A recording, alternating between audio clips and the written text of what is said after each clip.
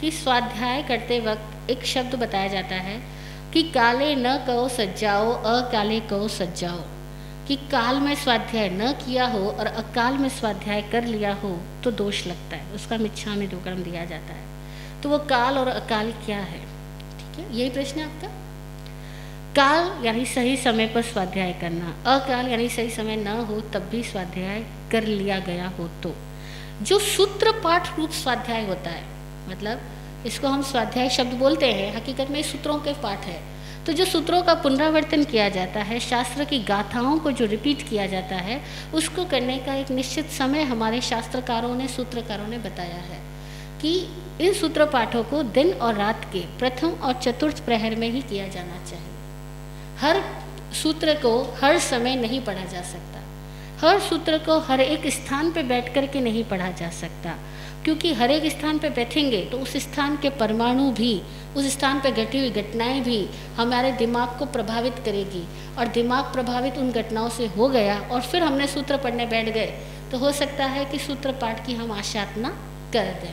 तो इसीलिए जहाँ गंदगी हो, अशुचि पड़ी हो, वहाँ सूत्र पाठ आदि नहीं होता। और दूसरी काल की बात होती है, कुछ काल, कुछ संध्या काल ऐसे होते हैं जिन संध्या काल के समय में सूत्र स्वाध्याय न करके ध्यान करना होता है।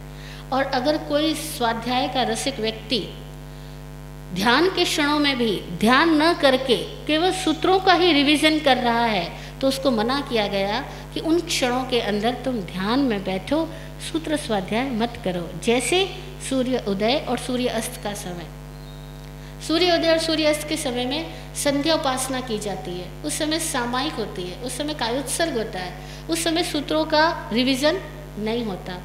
तो सूत्रकारों ने मना किया कि सूत्र किस समय में पढ़ना और किस समय में नहीं पढ़ना। ऐसे 33 बोलों का वर्णन आता है कि वो जान करके ही सूत्र पाठ करना चाहिए। ये तो हुई सूत्र पाठ संबंधित स्वाध्याय की बात। और रही बात एक्चुअल स्वाध्याय की, स्वाध्याय का मतलब होता है स्वनो अध्याय, खुद को जानना, खुद को पढ़ना।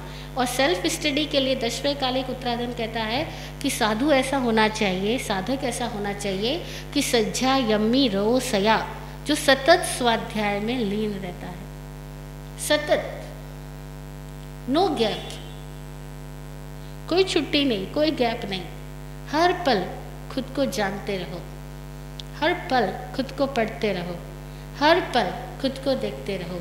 उसके लिए कोई काल नहीं, कोई अकाल नहीं, कोई विकाल नहीं, कोई सुकाल या दुष्काल नहीं। हर काल में खुद को जानना है, हर क्षण जागते सोते, अकेले में हो या समूह में हो, खुद को देखते रहो। सज्जायमी रो सया। लेकिन जब सूत्रों किताब रूप में सूत्र पढ़ने हो तो उसका समय निश्चित किया गया कि इस समय में सूत्र पढ़ो। हर वक्त सूत्र नहीं पढ़ना, थोड़ी देर पढ़ा, उसके बाद उसको ध्यान में बैठ करके उसका अनुप्रेक्षा करो। जो वाचा है, जो पढ़ा है, अब उसकी अनुप्रेक्षा करो, अब उस पर अपना चिंतन करो।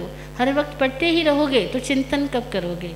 जैसे कई लोग होते हैं केवल खाने पे ध्यान देते हैं, खाना, ज़्यादा से ज़्यादा खाना, बढ़िया से बढ़िया खाना, लेकिन खाना पचेगा कैसे? जब खाना छोड़ दोगे तभी तो खाना पचने की प्रक्रिया होगी। तो थोड़ी देर खाया तो वापस 6-8 घंटे का रेस्ट दो ताकि वो खाना खाया हुआ पच सके। ऐसे ही थोड़ी देर पढ़ा, थोड़ी देर सुना, सुन लिया थोड़ी देर, पढ़ लिया थोड़ी देर, उसके बाद में गैप दो।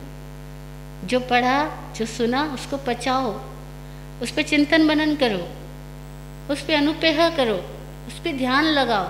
हर वक्त मत पढ़ते रहो। ज़्यादा पढ़ने से तो, ज़्यादा सूत्रों के स्वाध्याय करने से, यानी सूत्रों को रिपीट करने से हो सकता है आदमी का दिमाग केवल वो शब्दों को ही पकड़ ले और शब्दों की गहराइयों तक पहुँच ही ना पाए।